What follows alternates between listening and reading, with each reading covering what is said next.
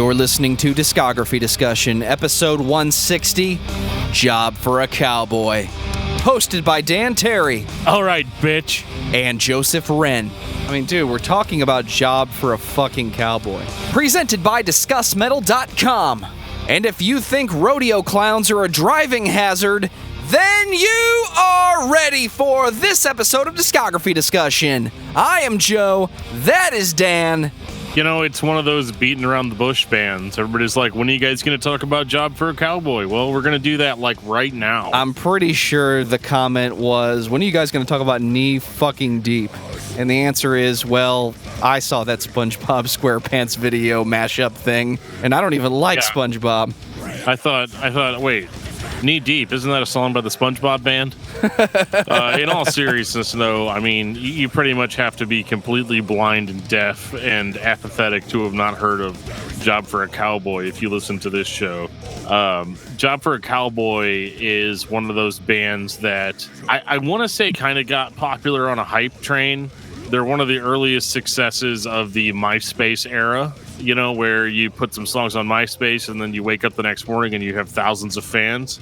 That's pretty much what happened with Job for a Cowboy and their EP Doom, which for this band, you know, normally I don't like to talk about EPs on the show, but, you know, in this case, Doom was a very, very important EP in this whole deathcore underground, you know, kind of scene. So it deserves some special mention just because of that, even though Doom doesn't really, spoilers, represent what this band sounds like on their albums.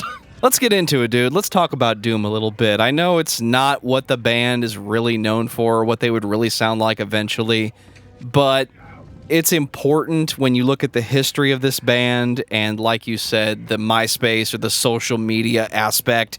It was one of the first times that a band literally became successful because they just put their shit online for free. Right, totally. And, you know, I don't think they gave Doom away for free, but yeah, they put some songs up on MySpace, and you know, they just before I knew it, suddenly all these people at the mall and at Hot Topics were suddenly what they called technical death metal fans, which, you know, kind of threw me for a loop, because whenever you tell me technical death metal, I'm thinking, oh, so like Obscura or, you know, Gorguts. You're thinking of fucking Crutch, dude. Admit it. Yeah, Death, Crutch, you know, Cynic, bands like that. And that's not really what Job for a Cowboy is. It's the same reason why, you know, people call nu metal metal. It's the same reason why people call anything with screaming in it screamo, or anything with screaming in it death metal. People just didn't know what to call it, you know, and the correct term that I would probably apply to this EP would be deathcore, and that's mostly attributed to the fact that the band uses a particular vocal style that we always like to refer to as, you know, the brie brie brie brie, or the pig squeal. Mashed Potato Mouth does not necessarily make a return, but he definitely makes a guest appearance.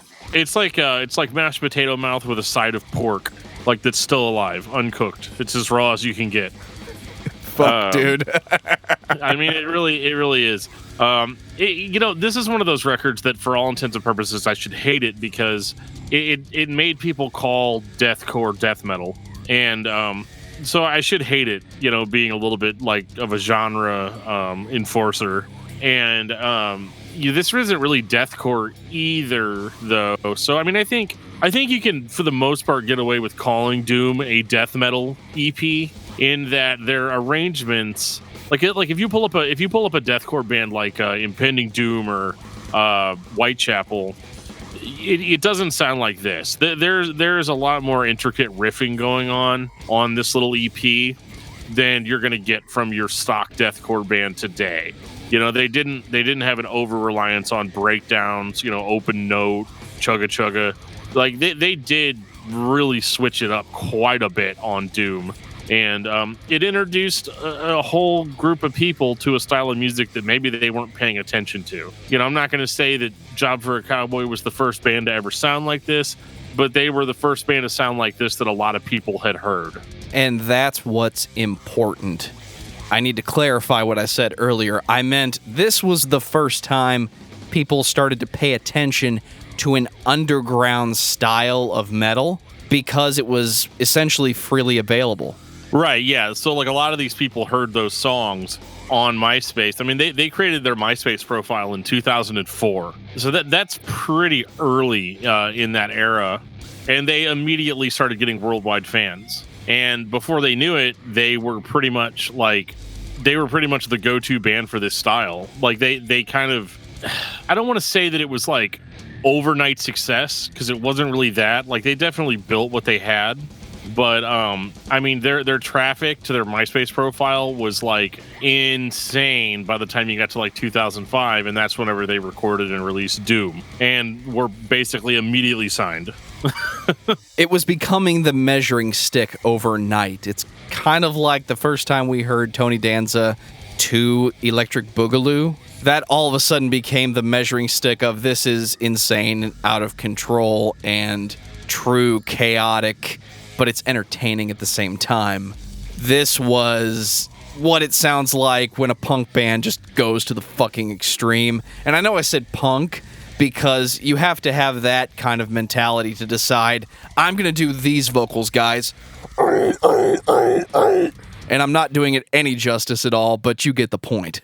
Yeah, and this is notable too, in the sense that the band got very popular for sounding like this. Like people like the pig squeals, and it definitely like kicked off a trend in hardcore and death metal that went on for a number of years. There aren't as many bands doing it now, but I mean, I remember after this EP came out, like in 2005 through about 2008, you know, the tons and tons and tons of bands were trying to do these brie inhaled vocals, and I thought they sounded cool. I still think they sound cool, but it does seem like most musicians who employ that vocal style will eventually drop it in favor of something a little bit more acceptable, I guess. Like, I don't know if maybe they feel stupid doing it. I do know that if you don't do them correctly, that they can actually cause irreversible damage to your vocal cords, because that's just not how our vocal cords are supposed to work.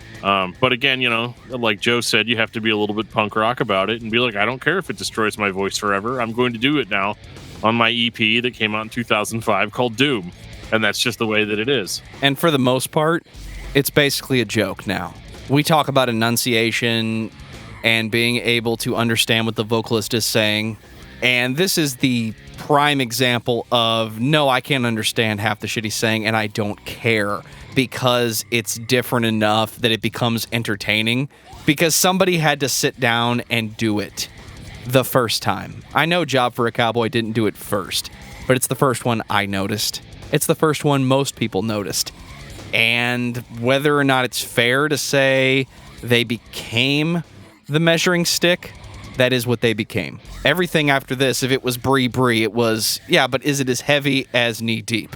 Which we're going to get into very shortly. Yeah, so, you know, one of the reasons this band got super popular as well was because, you know, again, this is early days. So YouTube launches in 2005, I believe. It's hard to believe we've had YouTube for 15 years, because it's hard for me to imagine a world without it. But, you know, early YouTube videos were just whatever you could come up with that you thought was funny. So somebody cut an episode of SpongeBob SquarePants, and where SpongeBob was on stage with his band performing. And of course, somebody thought that it would be a hilarious idea to take Knee Deep by Job for a Cowboy and have that be the song that the SpongeBob band was playing. And for that early of a YouTube video, it actually... They synced up the vocals really well with SpongeBob's mouth movements. And so it's still to this day something that I will put on for a chuckle. But it also helped me realize how good Job for a Cowboy was, and how much more complicated and technical their music really was in comparison to a lot of the deathcore bands that came later. And I use the word deathcore lightly because there's some deathcore in here, but really it's more in the vocals. If you were listening to this instrumentally, you would think this is probably a death metal band with some core influences. So that's my you know, elitist metal fan view of it. You know, it's post-industrial aggro core with a few light emo influences. You know, But yeah, this is basically some dudes got together and wanted to write some serious death metal, and this is what they came up with. So yeah, Doom's pretty cool in my book, looking back on it. There was definitely a time where I was too cool to listen to it. But I'm in my 30s and have 4 kids, so I'm not cool. So I like it. Well, before Dan calls the doctor and asks him about the black discharge, I want to take this time to say thank you to everyone for listening to the podcast. Thank you for listening and for subscribing. If you are not a subscriber, then you can find everything Discography Discussion at discussmetal.com.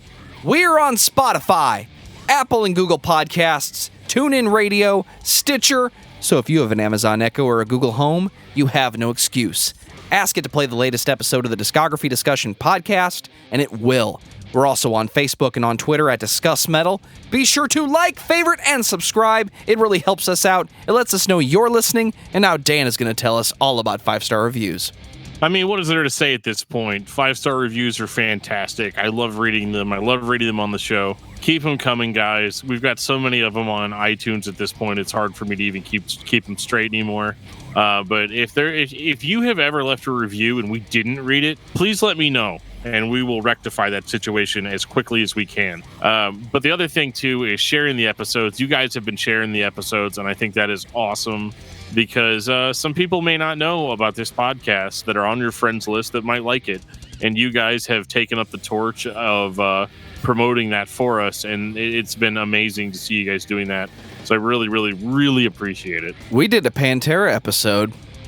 We did? With Josh Toomey of the Talk To Me podcast. I do remember that. I'm kidding. It was like last week. That was a ton of fun. We got some we definitely got some feedback on that one.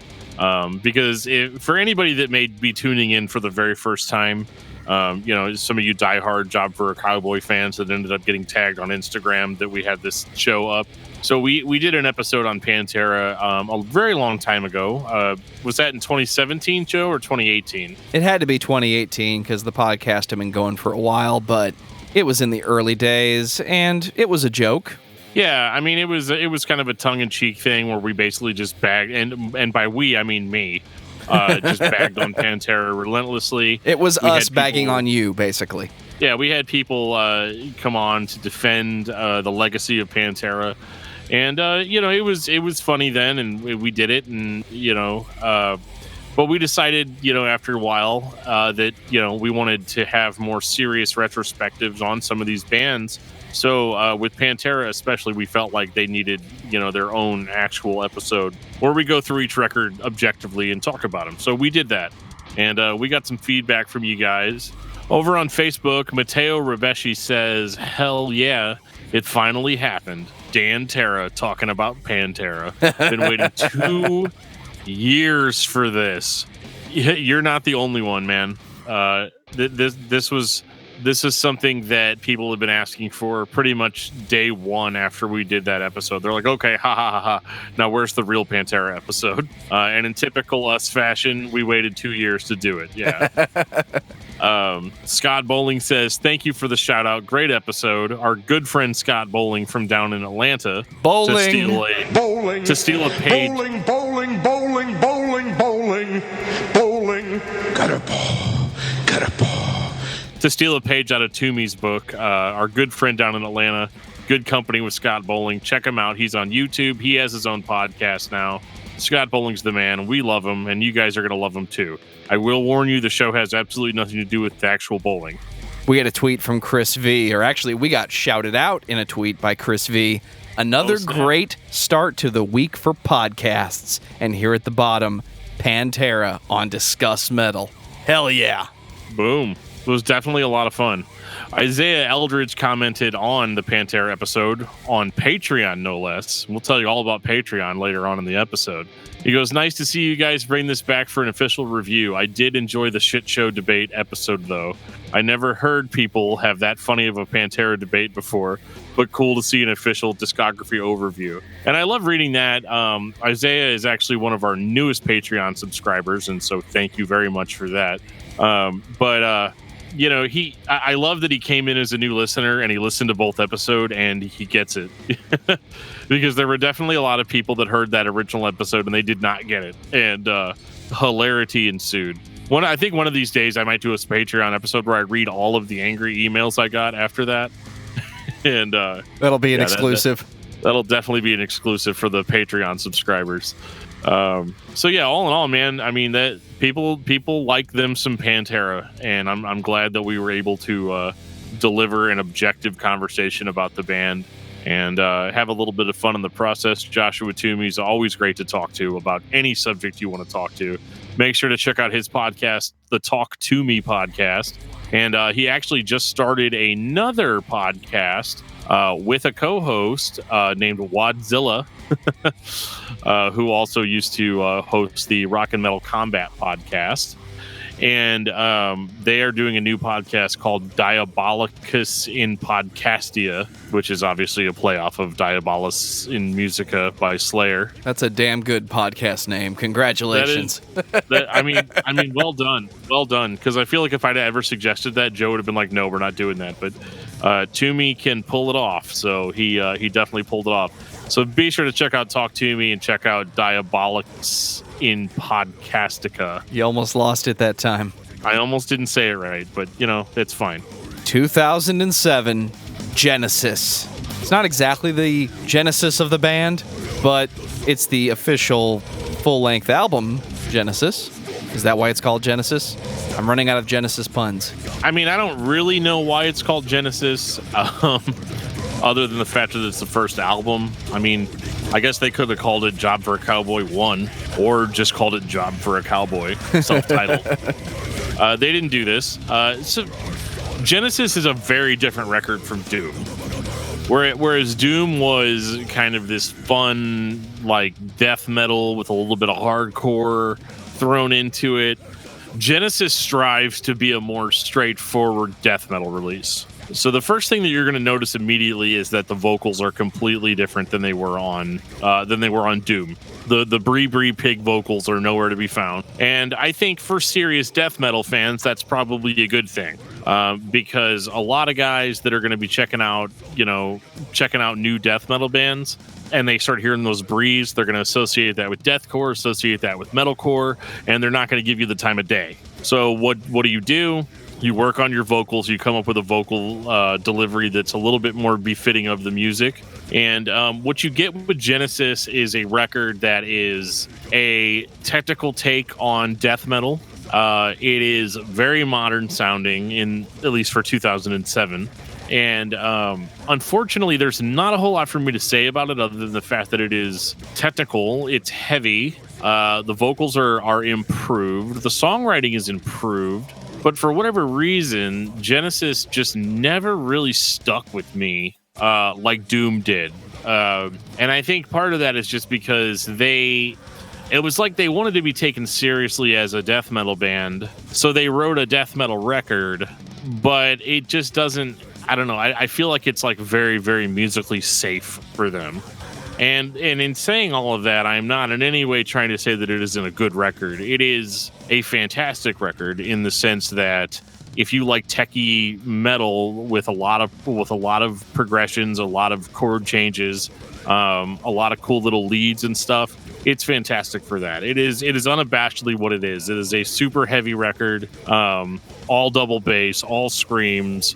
Really no melody at all to speak of, and the songwriting, while being techie, is a little bit unmemorable. So like, I think I said when this first record came out is that like Job for a Cowboy went from being what people would have considered to be a scene band and has become a respectably boring death metal band. Other than the vocals, this one is kind of like a Slayer record without the gallop.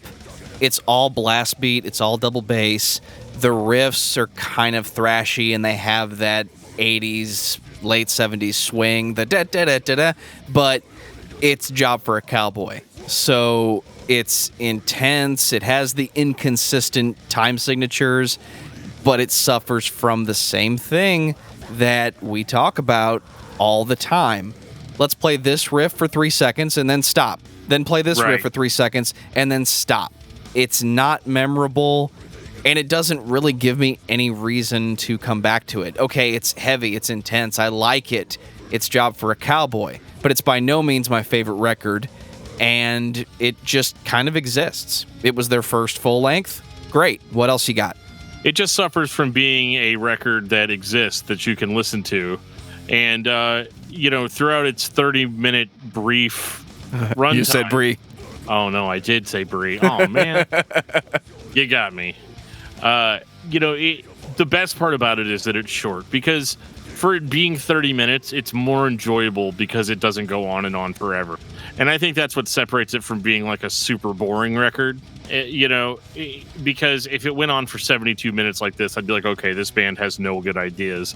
But they keep it short, they keep it to the point, and you will enjoy it the entire 30 minutes you're listening to it, but you're not going to remember anything on it when you're done. I look back on this scene, and I think sometimes that was the point. This band is going to be insane for 20 minutes, and then we're all going to take a break. And then the next band is going to be insane for 20 minutes, and then we're all going to take a break. It was like the burst of energy that came from hardcore punk just made its way into the mainstream scene. And that's fine, but that was never really what I was looking for, so it just didn't appeal to me. I wanted the riffs. I wanted the drive. I wanted the beats. Throw some solos in there. The Brie vocals are funny, but it's not what I'm looking for. Definitely not in 2007, but in retrospect, it's there. It was there the whole time, and we were just getting out of emo at that point, so it's going to get better. Well, the good news is that, all that stuff that you just mentioned, well, they did all that for us whenever they released Ruination. 2009. Ruination is like Genesis on steroids. I don't know if it's mixed better or what. They're not doing anything necessarily different here, but they've just... And this is where, this is also where, so something I feel like I need to mention a lot is that this band was always changing members. So as much as I want to say like, oh, they grew as songwriters, it's not necessarily that they grew as songwriters as much as they just, usually get new members for each record, with the lead singer being kind of the glue that holds everything together. That's Johnny Davey, their lead singer. He's the only guy that's been in the band since 2003. Is one of the hazards of being in a band like this that you come in, you do your best, and then you don't have anything else at the end of the record because you've played all of the intense riffs and changed them every 3 seconds? It's entirely possible. I think with Ruination, what you have is a band that realized that, okay, we did the thing that we wanted to do on Genesis, but we're not making that impact. I think the thing that was missing off of Genesis was a song that was distinctly memorable, and that's the frustrating thing, because Doom has that. Doom has Knee Deep. Knee Deep's one of those songs that you can hear on a shuffle or in a playlist and be all like, oh my god, who is this band? And you remember it. Yeah, Genesis didn't have that, but Ruination does. So whenever you jump into track 1, Unfurling and Darkened Gospel, it just hits you. I mean, it's an all-out assault. A couple of drum intro, and then bam, you're back into it. But much better lead guitar work on Ruination, much better production, and much better everything. I mean, even the vocals are more aggressive. The pace of the songs are more frantic, if that's possible. It sounds more like Doom than Genesis. I think the frantic riffing is what was missing in Genesis. Genesis was very technically sound, but it needed to be about 5 beats per minute faster for the riff to hit me exactly the way they were trying to. It was a little bit to the left. You turn up that speed just a little bit, now you've got Ruination, and this is what you want when you're listening to this blackened death metal. Yeah, and that's one big thing too, is that with the addition of better lead guitar work and even much improved vocals, it could just be better vocal production. It's not like he's singing differently than he did on Genesis, but it just sounds more immediate, more frantic. He throws in a lot more of the high-pitched shrieking vocals, and I love that. And I also like that this record is the first record where Job for a Cowboy sounds like a real death metal band. Removed from being a quote unquote scene band. And I understand they weren't a scene band in the sense that, they had like poppy choruses or choruses at all for that matter. It wasn't like that. It was just that a lot of scene kids got into them because of like the whole MySpace thing and the Breeze and, and all of that. But, they did a really good job at Ruination of being like, dude, that's all behind us. That's not who we are. Job for a Cowboy is going to be a techie death metal band that you're going to enjoy alongside of some of your other favorite technical bands. And they really achieved that on Ruination. Ruination was probably my first favorite Job for a Cowboy record. That has changed since, but when it came out, I remember picking up Ruination and being like, oh man, like this is the real deal. It's a little bit longer, but it's okay because the songs are better. There's more to enjoy here. Some of my favorite tracks, Unfurling a Darkened Gospel, like I said, Butchering the Enlightened, and the title track Ruination at the end is just awesome. And this is, if this is the way they're going to be going forward, I'm down with it.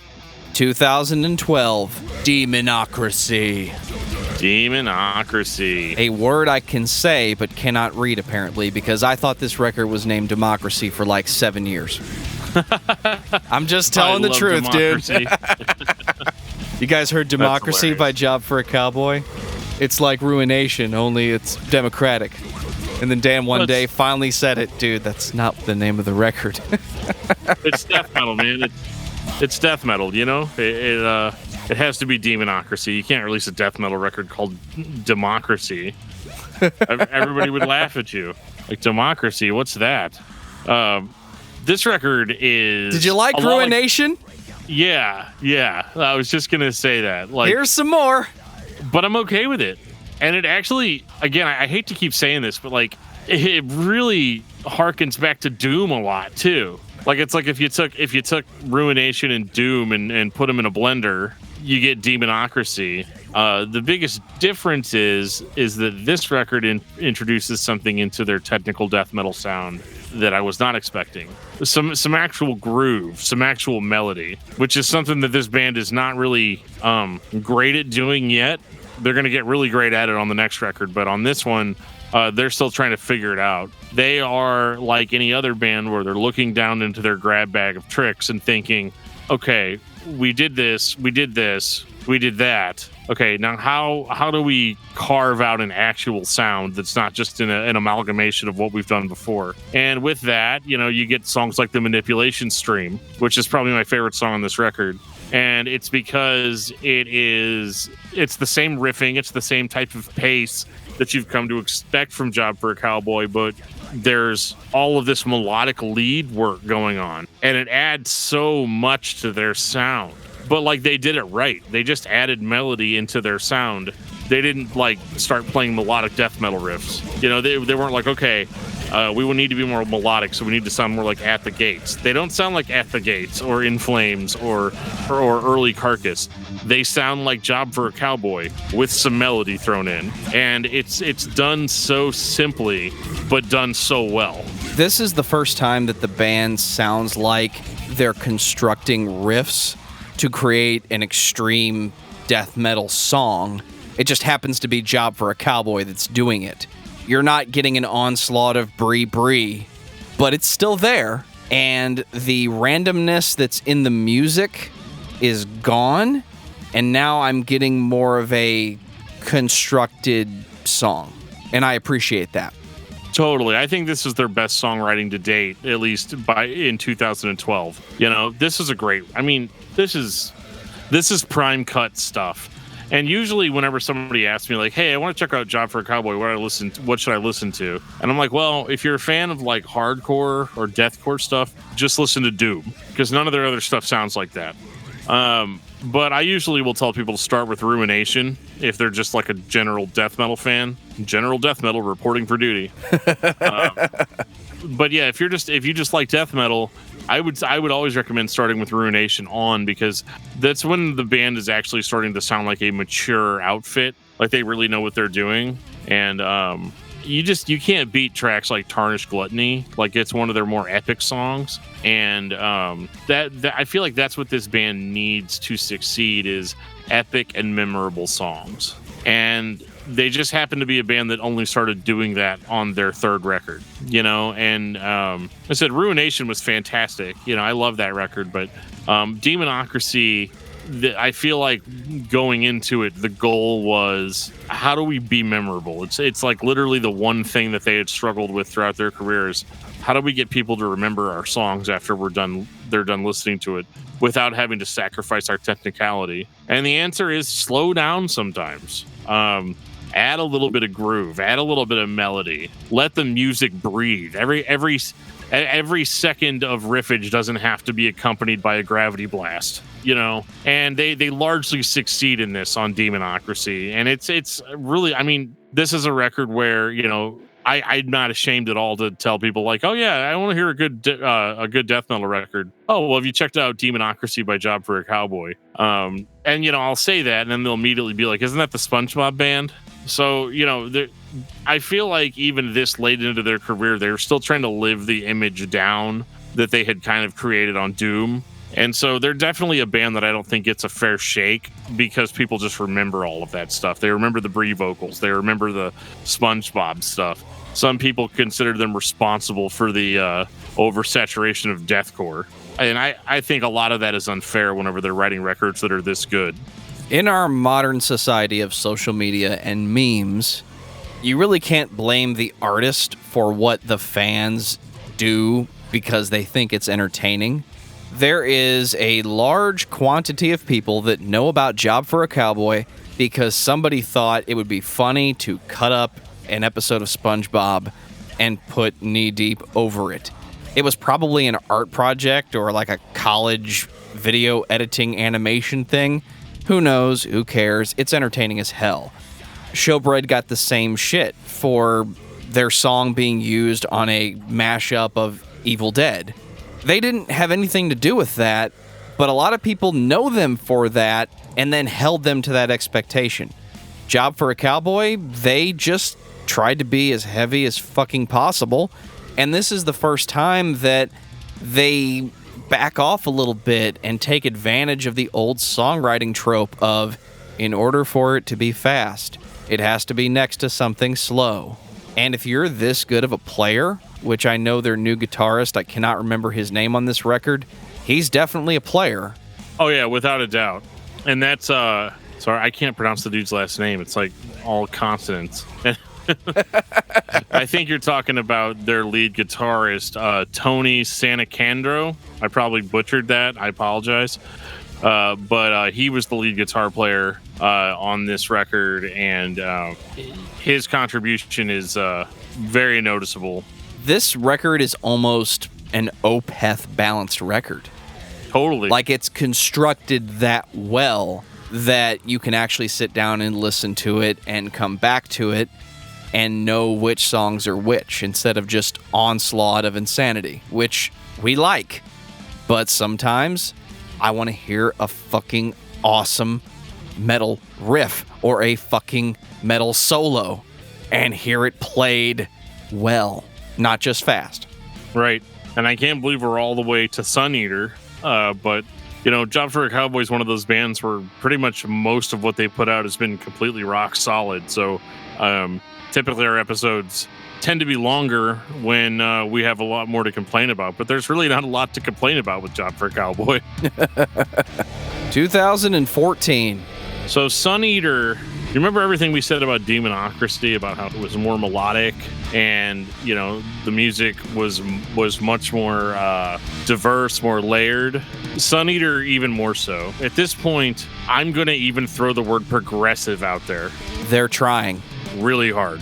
And it's paying off. It's paying off in droves. It's really fucking good. This is without a doubt my favorite Job for a Cowboy record out of everything that they've put out, because you guys all know me. You know I'm really, really into techie, progressive death metal. And Job for a Cowboy has come such a long way from 2005. This record's 2014, so 9 years later, they've gone from being a band that did piggy squeal vocals, over some heavy riffs, to now being a full-on progressive death metal outfit. I mean, well done. Congratulations. The song that is worth the price of admission on this album is the song "The Synthetic Sea," as it features guest vocals from one George Corpse Grinder Fisher. Oh, fuck. So, that's called pulling out all the stops, kids. That's called we feel validated because it's got Corpse Grinder on it. Not that they didn't feel validated before. I mean, that's bullshit. I'm not in the band. I don't know those guys, but Corpse Grinder's on the record, guys. Come on. It's funny to me because I feel like the base of their sound is, still rooted in that Genesis sound that they had. Like that band is still there. But on top of it, you've got, more black metal influences. That's one thing that really stands out on this record is this is the first one that I would say is blackened death metal a little bit. It's got a little bit more of that black metal tremolo picking going on, and especially with the vocals, there's a lot of higher pitched shrieks mixed in with the deeper grunt. So it's their first what I would consider to be not a pure death metal release. And again, that contrast makes it sound cool. It's very textured. The production quality is very very out there. It's not as cold and calculated as their previous releases have been, because I feel like everybody wants you to have a really sterile sound when you're playing technical. But I think the secret for this is that they definitely actually establish a real atmosphere on this, which is something that they haven't ever done. And I like the melody. I also love the bass tone on this record. Oh my God. People used to joke that, your band instantly became progressive death metal when you can hear the bass. And would you like another example of that being true? Sure, go ahead. They killed it. And again, it's not the most technical band I've ever heard. This is nothing compared to stuff like Obscure or Gore Guts, but it's one of those things where it's yeah, they're not quite there yet, but their heart's really in the right place. Somewhere out there, Job for a Cowboy is your favorite band. And you are either pissed off because Sun Eater was basically a progressive death metal record, or you're the guy that's guys, it's not just about Knee Deep. It actually gets, really good, but not Genesis wasn't really good or Demonocracy was not really good. I mean, the band just goes and goes and goes, and they end up becoming Opeth. And isn't that your goal if you're playing black and death metal? Well, yeah. I mean, I wouldn't necessarily put them on the same level as Opeth, but they're headed in that direction. If we get another record, that's where they're going to be, unless they decide to go full Knee Deep. Well, what I really liked was the song "The Stone Cross," which actually starts off with a thrash riff. Wasn't expecting that at all, and am totally happy that they did that. They continue their trend lately of throwing a super epic track on as the final song. Epic for Job for a Cowboy, which usually averages out to be 5 or 6 minutes. But Worming Nightfall is another kind of cool, dirgy, epic track. And this band just knows how to write great albums. And I can't stress enough how far they've come as a band in just 9 years. This type of transformation is not something that we usually see on the show. Most bands, spoilers, that we talk about on this show start off and their first 3 or 4 records are usually genre-defining titans, and then they kind of just progressively slide down into a pit of mediocrity by the end. And Job for a Cowboy is one of the few bands that I can count on my hand that are the exact inverse of that rule. Their early stuff was okay. I mean, it was fine. It got the job done. They never were bad. But I appreciate the forward thinking that went into these newer records, where every record they were not satisfied with what they had done on the last record, and they always pushed forward to do more stuff. But unfortunately, after Sun Eater 6 years ago, that was kind of it for Job for a Cowboy, and they really just kind of, it just kind of stopped. Everything that I've looked at with this band, looked up, is that they are currently on a hiatus. But in 2019, they are working on a legitimate comeback and a new EP and some shows. That's if coronavirus doesn't, put a stop to all that. But yeah, so as of 2019, they are working on something. And if this last album was anything to go off of, I'm going to be there day one to check it out. Final thoughts on Job for a Cowboy, Dan. Well, I mean, I think I've said it all before in this episode, but I'll try to condense it down into a couple of sentences here. Job for a Cowboy is one of the best examples of a band that embodies growth. They are never satisfied with the record that they put out last, and they're always pushing forward to get better. And as a music fan, I'm always surprised with whatever I get from them. And if you're not, I mean, if you're on the fence about Job for a Cowboy because, I don't know, they're called Job for a Cowboy, and they're a band that kids with dyed pink tips told you to listen to back in 2005 when you were buying a shirt for your girlfriend at Hot Topic, or if the only time you've ever heard them is on a SpongeBob YouTube video that is still up for some reason, and it's definitely linked in the show notes. Years later, and yeah, it will be linked. If you have no idea what we're talking about, we will educate you on that. But I mean, if you have reservations, don't have them. Job for a Cowboy was never a joke, and they continue to put out music that is no joke. It is awesome, and they just get better and better. So, I mean, yeah, you need to check out Job for a Cowboy, no matter how you felt about them in the past. Give them at least that one more chance. I think Job for a Cowboy is a band that many of us consider a meme. In the back of your mind, you're thinking of that band who you saw or you heard that one time that did that thing that kind of made you laugh, but you kept listening to the band. When your reputation is bringing the Bree vocals into the mainstream and causing a revolution of deathcore to invade the mainstream and truly eliminate that which is emo from our ear canals, but when you listen to the records, it doesn't just sound like that. It keeps getting better. And I think Job for a Cowboy is a band that has gotten better every single time they put out a new record. So if you're a fan of death metal, you're a fan of thrash, you should be listening to Job for a Cowboy. Dan, what's your album of the week? Well, I actually just had a pretty long conversation with Luke Easter, formerly of Tourniquet. So my album of the week has been, you guys can look out for that soon, but it's Vanishing Lessons by Tourniquet. For me, it's Wage War, Pressure. And if you want to know what I really think about that record, subscribe to Patreon for $1. You'll get access to that exclusive album review feed. Take us out, DFT. Have you ever been listening to this podcast and thought to yourself, man, why are they talking about Job for a Cowboy? That band is a meme. They're talking about Pantera again. I have good bands. I have good suggestions. Bands I know that these guys are going to love to talk about or hate to talk about. There's so many ways you can reach out to us and let us know what those are. We love getting your guys' band suggestions. You can reach out to us on Facebook at facebook.com/discography discussion. You can reach out to us on Instagram under Discography Discussion. You can talk to us on Twitter at discussmetal. You can send us an email at danandjoeshow@gmail.com. You can talk to us on Discord. There will be a link in the show notes that'll take you right to our Discord server where people are chatting 24/7 from all over the world. We love that server. We love talking to you guys on there.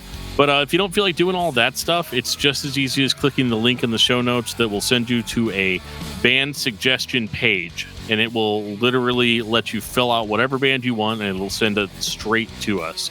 So, I mean, you guys have ways to reach out. If you don't want to suggest a band, reach out and say hi. We love it when people stop by and say hi to us.